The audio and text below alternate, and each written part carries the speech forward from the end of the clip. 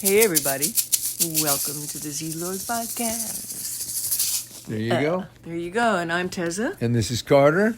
And Here we are in Maine. yes, we are in Maine. We are spending a few beautiful months up here, the land of Carter's birth. And we were watching a show on TV last night called Apocalypse something, Ancient Apocalypse. And it was about these, it was a kind of an, I guess you'd call it a controversial discussion, but very well done documentary about And wait a minute, who is the host? Graham Hancock. Graham Hancock. Graham Hancock. So we have to give him a lot of credit because he has been doing this research for many decades. Yeah, and he brought in a lot of very interesting places, archaeological type places, and he started talking about something that I know quite a bit about. So I decided that Carter was going to be our guest today. And I'm going to talk about it because I've never talked about it much, hardly. Yeah, and Carter hardly ever talks to anybody about this stuff because he's very shy. Very shy. People who know Carter know he is not shy. But wait a second. I want to just introduce this, that I speak a lot on other people's podcasts. So I get to speak a lot about more in-depth things than Carter does because I'm asked by other people. But I want to She's smarter than me. Yes, that's taken for granted. But I'm going to act like the interviewer because Carter really has a lot of information about two different subjects that are really near and dear to my heart and probably a lot of people also. So without further ado, Carter, let's tell people in your own words what happened in 1969. Well, first of all, we're watching this show is what happens. And so he changes over. He starts talking about Atlantis. Now, I know something about Atlantis through the Edgar Cayce world where and if any of you that are listening know about Edgar Cayce was a psychic who cured 14,000 people, and he was able to go into a trance and go into and get knowledge to cure people, and he cured 99% of the people over a long period of time, and my dad was one of them. So our family knew about it. Tell us your dad's name. Bill LORD. Bill LORD, yeah. And then we had a prayer. There was a prayer group associated with this because this guy was a very, very prayerful and religious guy. He was a Sunday school teacher. So we're not talking about New Age type of psychic. No, we're talking about somebody, Edgar Cayce. If anybody wants to look it up, he is very steep highly in documented. what I would call mystical Christianity. Christianity, not mainstream Christianity. And the best part of his stuff is the prayer work and how you operate in your daily life to get closer to God, and that's really the main thrust of his stuff. And he'd read the Bible once for every year of his life, and he really, really knew the Bible, and very spiritual, prayerful guy. And wait a minute, what has this got to do with Egypt? Well, at one point in his he would go into a trance and describe what was going on with people. And my dad, in particular, had a malady, and he went in and cured it. And then in the course of these readings, some information came out, and he said that people had other lives. He would say, "Oh yeah, you had." Somebody asked him once, about 20 years into this, "Why did I have this problem?" And he said, "Well, you were nasty to another guy, some guy in another life." And that, geez, everybody said, "Oh my God," that opened up a whole new thing. So there's a whole bunch of stuff about this. And one of it gets even crazier, and that is that then at some point he said, "It seems to me like you're throwing a lot of stuff out." I'm just setting this story up so they understand where I'm coming from. Yeah, but a lot of people are saying, Atlantis. "What the hell?" But you can look this up. It's all real, and it's you don't have to believe any of it. It doesn't make any difference. It's so funny. But it's just that. Then he started talking about people's incarnations in Atlantis, and so, oh my God, that opened up a whole nother thing. So at any rate, I was raised with all this stuff, and so I knew about it peripherally. Mainly, we were in both your mom and your dad. Yeah, but we were doing the prayer work mostly. But everyone, the Atlantis thing, of course, everybody's interested in. It's interesting. And wait a minute, I want to put a little footnote in here. Your mom and dad are what I would call mainstream Christians, even though they were involved with Cayce, who is not mainstream Christian. they had their feet in both worlds, right?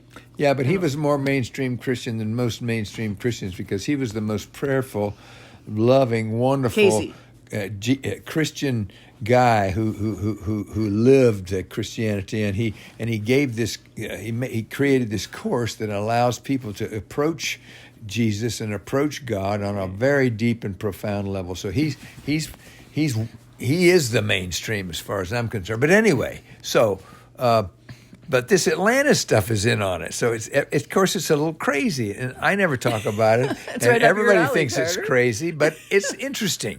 And now nowadays they have these shows on TV. Okay, so going about back it. to Ancient Apocalypses, which is the show that we saw on Netflix. Graham Hancock was the host. So It we're has watching something this- like seven different series, So we're watching this show, and 7 episodes. and they go over to this and then they had an expedition over in Bimini, and I started laughing. Tessa said, "What are you laughing?" I says I know all about that expedition. She says, "Why?" I says, "I Wait was a on minute, the expedition." I know all this, Carter. You're talking to other people. I know all about it. Anyway, they start showing some pictures, and there's my picture. I says, "Jesus, there I am. I'm right on TV." They had a picture of me diving on this road, and so I started laughing. So Underwater road. Yeah, it's under- You're we were leaving out. diving. You're so excited. You're leaving out words. So what you're talking about is we saw this TV series. We had no idea where it was going. We didn't know it was going to Atlantis. It was talking about lost civilizations in Syria and in someplace in Indonesia. And then all of a sudden he's talking about, in Bimini. and he's talking about Atlantis and there Bimini. we see your picture, so the there silhouette of I you am. diving. And I'm on it. And he's got this whole expedition that we were on right on the show. So tell us about the expedition, Carter. Take us back. It's 1969. So where are you? I was in Miami. Wait a minute. 1 year out of college. I know Right. you graduated in 1 year 68. out of college. And so what were you doing with Well, I your was in college? Miami, and I was working your in college Latin degree? America, flying in and out of Latin America, and I ran into these. Doing what? Doing I was selling business? stuff. Yeah, I Oh, was business, a businessman, okay. but I also knew about this 1969 that one of the predictions was that Atlantis was going to show up and off of Bimini. Predictions of Casey. Yeah. Casey predicted that Not there was going to be some. Atlantis was going to appear off the coast of Bimini. Of course, I knew about it, and heck, it was 1969. I said, man. And so some of the Edgar Casey people, we know the Edgar Casey people real well. We knew the people that were running it, and they had somehow, some of the people in that group had gotten Colonel Sanders interested in it, or Colonel Sanders' family was in it. Well, of course, they had enough money Fried where they Chicken could, goes to Atlantis. well, they could do. They had enough money to do something. So that's we were hysterical. talking to. So then I met this doctor, this PhD guy from Yale, Manson Valentine. I met him, and he used to give these great talks about all the different pyramids in Egypt and in Central America. At the ARE? Edgar No, Casey's he would just give them. He foundation? would give them down, everywhere, all Everywhere. around. That was his gig. He would go around and he'd give these talks, and he had these pictures, and they were slides, and he would bring all these things together, Okay. just like these shows that are on TV now. Sure, just like right. the Ancient Apocalypse. They In bring auditoriums, though, instead of on a screen, obviously. instead of on TV. Mm-hmm. And so I met him, and I went to listen, and I knew some about this. I knew what he was talking about, and it was fun and interesting, and it's interesting. And so then he also. Well, wait, where were you when you heard him? Well, I was in Miami, and Miami. You had just somebody come from the back from Casey South people America. said, "Oh, you got to go hear this lecture this guy's giving." So I went down there and I listened to it. It was good, and I met him, and of course I knew a lot of people that he knew, and we had a lot in common, and so I got to be friends with him, and he got to be, and he knew this Italian World War II paratrooper, heroic type of a guy who was like Whoa. larger than life, Pino Tarola, and Pino was a great, interesting, handsome, big, beautiful wife from Canada.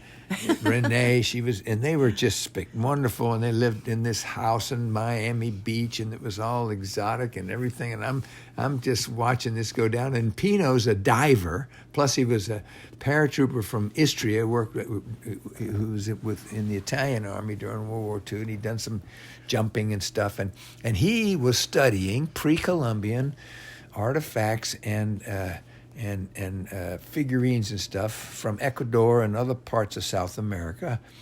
Plus, he was a diver. And so Manson and Pino, we would get together, and Manson wanted to go over. Manson heard about this road off of the coast of Bimini, that they said that there was a road that somebody had seen. Did he hear about it from just the native people? Or? I'm not sure how he knew about it.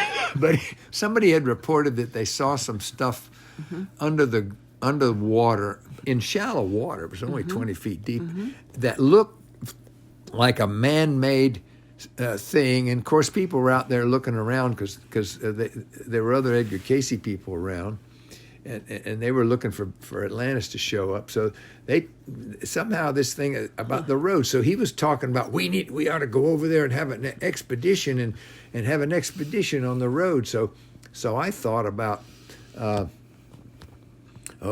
expedition with the tugboats and the cranes and how much is that? So we talked a lot back and forth, and he wanted to go over. It wasn't very far. So, Miami to Bimini is 60 miles right across the Gulf Stream. And there was a little float plane right there in the harbor that you could take over their chalks right to Bimini. And so I said, well, after a bunch of talk, and wouldn't that be great? We ought to get Colonel Sanders in on this. We got to get a lot of money and blah, blah. And finally I said, how much do you think this expedition is going to cost us? Because I was thinking about going out and trying to raise the money. And he says, about $600 or $700. Wow. I said, $600? 1969. I said, Christ, I've got $600 for God's sake. Let's go. Let's go. So we said, okay. So let me pack my bathing suit.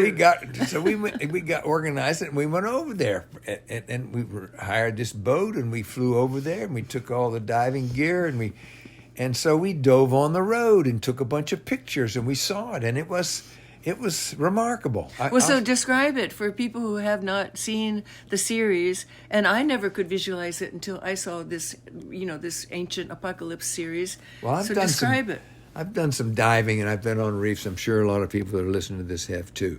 But they're always irregular. These were these huge blocks of stone that were probably 16 feet square, or 12 feet square anyway, and they were placed together absolutely perfectly 90-degree. I mean, they were perfect squares, and they were in alignment. They were all lined up, and there were two of them together, and so they looked like they were so the whole thing was probably 30 feet wide. There might even have been 4 together. So if they were Legos, they would be all joined together in a straight line. Right, in a straight they were line. Not just in a jumble. No, they were in a straight line. They were in a straight line, and it looked like a road. I got to say that the first thing that you see when you get down and you see it, you say, "Oh, that's a road," because it's absolutely man-made, and it's not. It's not like any natural formation where it's irregular. It was not regular at all. You're a very educated and smart guy. I mean, obviously, with the first time you saw it, you did not say to yourself, "Oh, this could be, maybe." I mean, you definitely said this is man-made. Well, it absolutely looked 100% like it. And it went on for quite a ways. It went on maybe half a mile or something, and then it kind of disappeared into the sand. And so we said, "Oh God, there's going to be an earthquake, and this is going to come up, and it's going to be on above the water, and this must be Atlantis, and this must be Atlantis." So we got all excited, thinking about, "Oh God, he's right. This is happening." And there it is. Casey's right. Yeah, Casey's right, and this is happening, and there's probably going to be an earthquake, and there's probably. Wait a minute, what does the earthquake got to do with it? Well, Casey had said it was going to appear. that this place was going to appear. Yeah. But psychic stuff is always funny that way. And your earthquake was something with No, that was this just prediction? me. That's you. No, that wasn't. You're so excited, Carter. You're like interjecting all sorts of crazy stuff here. So Casey just said the road was going to appear in 1969. He didn't say the road. He said Atlantis. Atlantis. The outposts of Atlantis was going to appear off of Bimini or in Bimini in 1969. Did he say specifically Bimini, or did he say? He said Bimini. He did. Yeah, that's pretty specific. And it was some part of Atlantis was going to appear. And so the earthquake thing is not part of his prediction. That was just you. And the stuff about the earthquake was me. And the Atlantis thing is, the implication is that Atlantis was flooded and is underneath the sea somewhere, and that it was an ancient civilization that lived, 10 or 20,000 years ago, and that it was pretty advanced. And this was the outpost. And the other implication was that Egypt on one side and the Central American pyramids on the other side were outposts and part of the Atlantis thing, but not the main part. Okay, so there you are with this guy, Manson Valentine, and also the diver, Pino, and you're taking photographs underwater? Yeah, we took a bunch of photographs, and we were there. How many days? 3 or 4 days. We were there 4 days? Yeah, we went out there 3 or 4 times. And you anchored out there? Well, it was shallow. It was shallow, yeah. And we just kind of ran up and down, and we photographed it all up and down, okay. And Pino's a pretty good, pretty scientific oriented guy. So we then did, what? And then what? Did and we you took take a couple your of pieces, a couple of the small pieces, and so we took them back to the University of Miami Oceanographic and Archaeological World. Right there in Miami. Right, and so we said, and so we described what it was to them, and so they said, they kept them for a little while, a couple of weeks or something, and we kept bugging them about and showing them the photographs and telling them that we thought that this was a man-made thing. And did you mention Atlantis, or did you just say? I don't know if this we mentioned Atlantis. We probably did, but I don't know. We didn't say Atlantis. No, we said this looks like a man-made something to us. Could this be fishing trawls, or could somebody have put this? Who could this is this man-made? That was the question. Is this a man-made thing, or is this? You probably didn't want to bring in we didn't the want to bring Atlantean in thing, because that would they necessarily think we're crazy. Yeah, bring you. Even you guys knew that. So they said they came back and says, this is beach rock. Sometimes it will harden up and break in perfectly symmetrical ways like this, and sometimes this happens, and we said, well, how could it be so perfect? How could it be in 90-degree angles like this all along the way, going that's sometimes it can happen like that. So wait a minute, they never even said they were going to send out researchers of their own. No, they just looked at your photographs, right, and debunked your theory.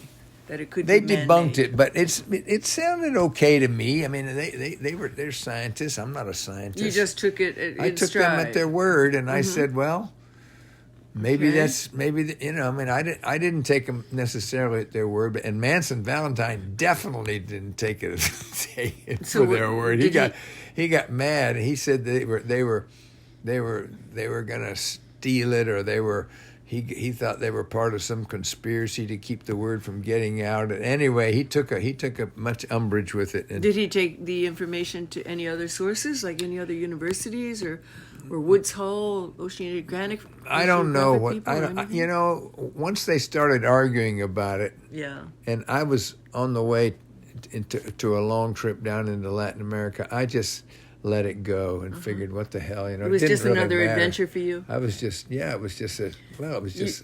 lark for me. You weren't going to stake your reputation. No.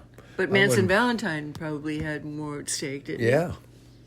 Yeah. Plus, yeah, that's right, he did. And so, but anyway, we worked on it for about a year, and then I just kind of drifted away, and I went to other places and got involved in other things in life and some other diving people where is he doing today? some other diving. Where are these? Manson's got to be dead. He was old when I was with him. He was probably 65 when at that time. When I was 20. God, yeah, right. And Pino died. Pino was, he was 30 years older. So you're than the me. last survivor I'm the of last this one left of expedition. the expedition. This, folks, is why I wanted to document this. By the way, Because I'm going to be dead soon. Well, no, you're not, because you're my Damn, you're beloved. 80. But people do pass away, and so. But there was something else that happened. Okay, yeah. So any little tidbit, like now's the time. The other thing that happened was this whole Atlantis thing. There's another prediction in the midst of all this stuff, and that is that there is that a lot of it was happening over in Egypt. That Egypt was involved also on the other side of the Atlantis? ocean. Yeah, and that there was information underneath the paw of the Sphinx called the Hall of Records that was going to prove once and for all that there was Atlantis and that it did exist out there, and there was a bunch of information, and it was under the paw of the Sphinx.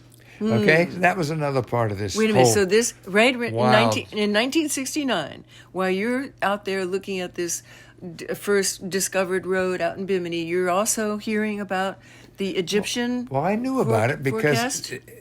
Edgar Casey died in 1940 something, 1943 or whenever it was, and so these predictions had been known and talked about for 30 years. I mean, this was 69. This was, I knew all about it growing up as a kid. I knew about the Hall of Records From your parents, because they were involved with the Edgar Casey Foundation. And we never paid that much attention to it, but because they were involved in we were basically involved in the prayer part of it. But at any rate, and dreams. Yeah. Your father was a dream enthusiast, and your mom and dad were both dream teachers too. But the Hall of Records was a big deal, and of course Egypt was shut down. You couldn't go to Egypt, and so why was it shut down? well, they just It's wouldn't political? let anybody go in there. And that was you just couldn't go there much. I mean, it wasn't open.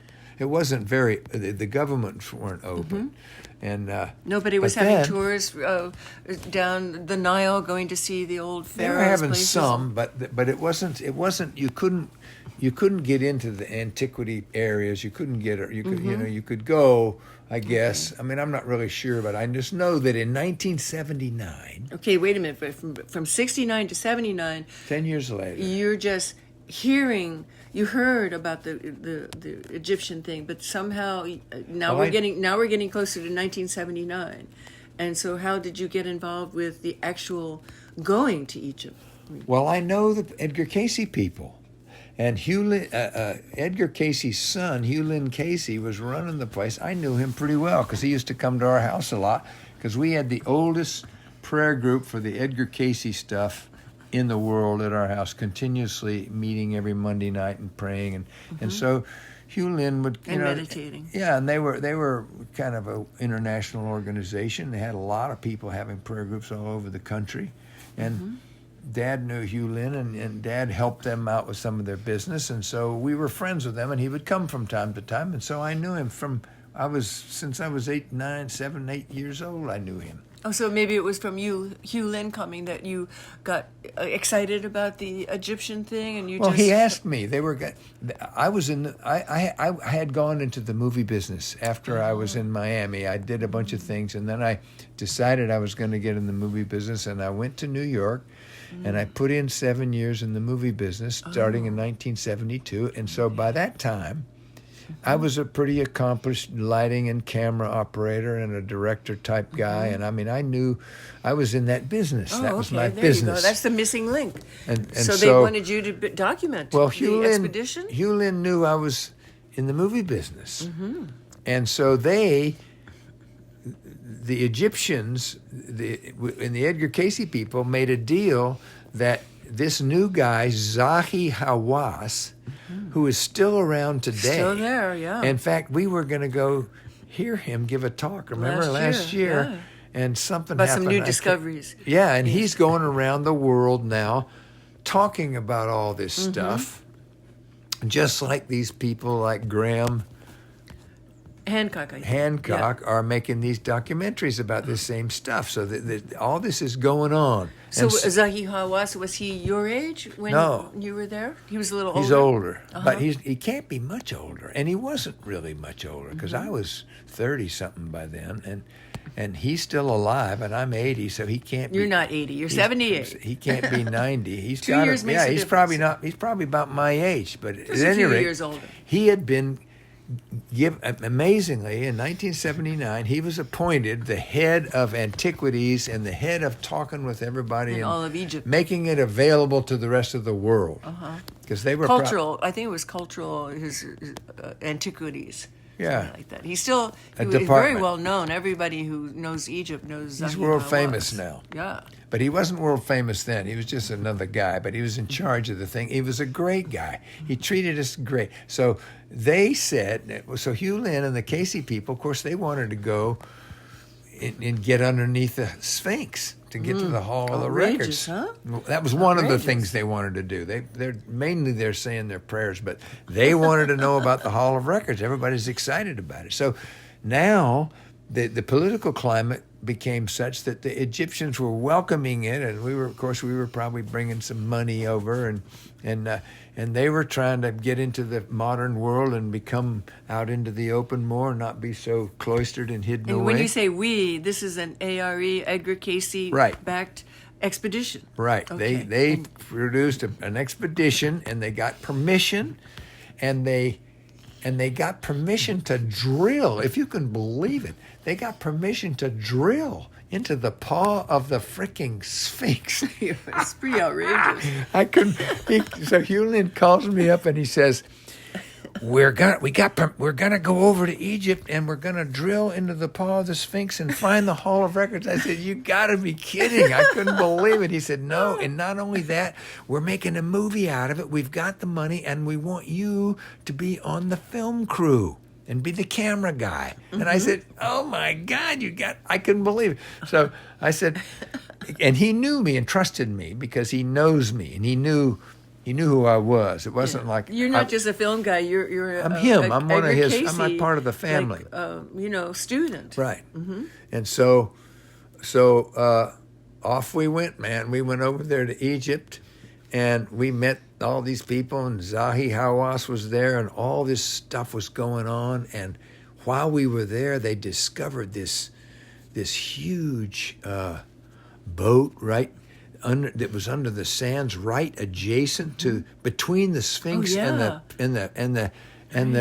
pyramid, the Giza pyramid. And we went down into the Giza pyramid all the way to the bottom, all through all those tunnels. They took us all around in every secret place that there was over there. It was unbelievable. We went all through that, all the way down there, and it's deep down there too. The Giza pyramid they're not that huge. They're maybe 4 feet square tunnels, but they go all the way down underneath the bottom of the pyramid, not just into that one area. They go up into this area where the tourists go, but these suckers go way down. Whoa, aren't you claustrophobic? Maybe 10 stories down, a long way down. Did you go in though? That long? I went in them. Oh my God, I'd be so claustrophobic. Got all the way down at the bottom where they've been doing stuff. Pyramid on top of me. I mean, whoa, no. It was a little. I don't like it either. But anyway, a little close. But and so, did you find anything when you drilled into the fall? So we get out there, and by the time I get there, they're out there doing audio testing, trying to do sound testing, wave testing, bouncing sound waves back and forth, looking for an open cavern and an open room underneath. Using sonar. Yeah, to where the Hall of Records were, right around the Sphinx, right where the paw of the Sphinx is. They've got it all mapped out, and they're setting off these things and listening to them, and there's this big operation going on. I go over there, and there they all are lined out, and God dang it, they bring this freaking drill. I'll never forget it. They brought this drill, this big drill.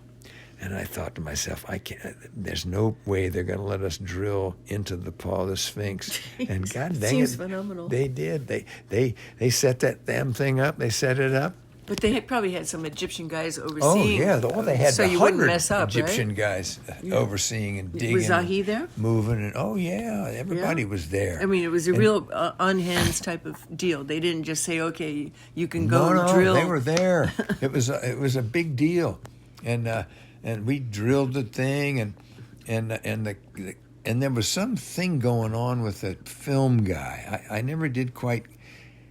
The film guy and his wife they wouldn't show up on the drilling area till 10 or 11 o'clock in the morning. Of course, I was there at daylight, and we had a limited amount of film, but the pictures were just outrageous, and they were actually drilling, and so I started shooting some of this, and we got into a disagreement on how to make the movie. Of course, I was probably wrong because I was working for those guys, and they was... What guys? Well, the filmmakers. I wasn't the filmmaker. I was the cameraman. And I was working for the filmmaker, but the filmmaker was working for Hugh Lynn. And so Hugh Lynn would wonder why he wasn't there, and I'd say, well, I don't know why he's not there either, but I'm going to shoot a little bit of this, not just so that seems reasonable when to we me. find the Hall of Records, we're going to have pictures of before we found it and what we were doing out there, photographing all that was going on. So I documented a lot of that, and I shot some footage, and the guy was complaining that I was shooting the footage and we were losing the footage, and then he had some kind of contract with Hugh Lynn, and then he got into an argument with Hugh Lynn, and they got into an argument about the movie and how to make the movie, and then he took it out. He fired me from being the cameraman, said I was wrecking it, and so that was okay. So wait a minute. I've never even heard of this movie. Did they ever put it together? It's somewhere. It's because and they never. It's because they had the argument that it just went into he kept a it vault somewhere. He kept it, and he wouldn't give it to Hugh Lynn. It wouldn't get. Well, they never found. I got to say this: they never somehow. The Hall of Records isn't there, or it wasn't there, or it was full of water, or it wasn't full of water. They discovered water under there, so they were worried that the thing was going to be full of water because it sounded like it was water. But they never really zeroed in on this hall. As far as we were concerned, we didn't find it. Yeah, but when Zahi Hawass, is that his name? When he came last year, it seems to me that the information that we heard that he was dispersing at that particular time, 2023, had something to do Well, with he's found some more caves. He's found more caves. what this subject is about. He certainly hasn't found the Hall of Records, because if he had of it would be on the front But page there's of something there. every newspaper on the planet. They keep finding something. Well, there's more extensive caves under there than they knew. So they're discovering them and they're studying them. But I heard about that 4 or 5 years ago. So I figured, oh my God, they're going to find it, But even so, I mean, even though there was not the discovery of the Hall of Records, still you guys were documenting this adventure, and it was incredible the fact that you were doing it. I mean, the fact that you didn't find it is, maybe that's just going to happen tomorrow or the next decade. Well, that footage is out there somewhere. It was shot in 16 millimeter. We didn't shoot it in 35, but we didn't shoot it in 8 either. Did you ever ask Hugh Lynn where it might have been? Yeah, he never could get the guy. They got into some argument about the contract and something about the money, and the guy didn't finish the film. The guy was really lazy. Do you remember the name of the I don't remember the guy. No? Oh, wow. He and his wife were kind of New York people that were uptight about. You're going to have to rack your brain and see if you can remember that. That's important. They've probably got his name in the. He's probably dead by now because he was 10 years older than me. So hell, he's got to be 88. So this film was never put together. It's and somewhere. It was just like basically a lark. Everybody went on a lark, and they filmed it with the idea that perhaps they would succeed, but they didn't succeed. But with no hall, when they didn't find the Hall of Records, it wasn't much of a film. There was no payoff, so it wasn't like it was the end of the world. I mean, it was interesting that they tried, but. It didn't prove anything. They don't know any more now about the Hall of Records than they did then. So it's just another one of those mysteries. Can I ask a question? Like, what exactly is the Hall of Records? The Hall of Records, according to Casey, is a room that's got information about Atlantis in it. A chamber, like a room, like we're sitting in here. Maybe I don't know how big a room, but a room, and it's got information in it about Atlantis and artifacts and information and writing and information that proves the existence of Atlantis and where it was and all that stuff. Specifically in the Sphinx. So, in the paw of the Sphinx is where this Hall of Records is buried underneath the paw of the Sphinx. Okay, according so my to next Edgar question Casey. is, Carter, what do you think, or have you ever heard anybody in the ARE talk about, what is the relationship between Atlantis appearing on this road that came up in 1969 and the fact that there were some predictions from Casey, not from any other source, that it might be in a chamber in the Sphinx? I mean, is there a correlation? Here, those are Sure. two wildly separate. Well, thousands certainly of miles they're a apart. correlation. If Atlantis is in the middle of the Atlantic Ocean, which is where it supposedly is, By, or in the by Mediterranean or Socrates something. when he wrote about you, Mina? Somebody else wrote about it, yeah. Forget. Of course, you're not a historian, so you don't have No. all those facts No, and at your fingertips. I just let it go, at some Socrates point in life. supposedly is the first historian, from what I recall, that wrote about Talked it. about it. Right, and so So it's somewhere out there and if it was 12,000 years ago, I mean, maybe it coincides with the Noah's flood. Who knows? I don't know. 800 years ago, Yeah, according these to myths and Graham stories. Hancock. Yeah. Well, And so okay. if it was covered up in the Atlantic and the continents did divide and a lot of big things happened, and then it's conceivable that, because if you look at, I can tell you this for sure, because I've been to Central American pyramids and I've been to the Egyptian pyramids and I've been And the Mexican period. and I've been around a lot of those places, Mm-hmm.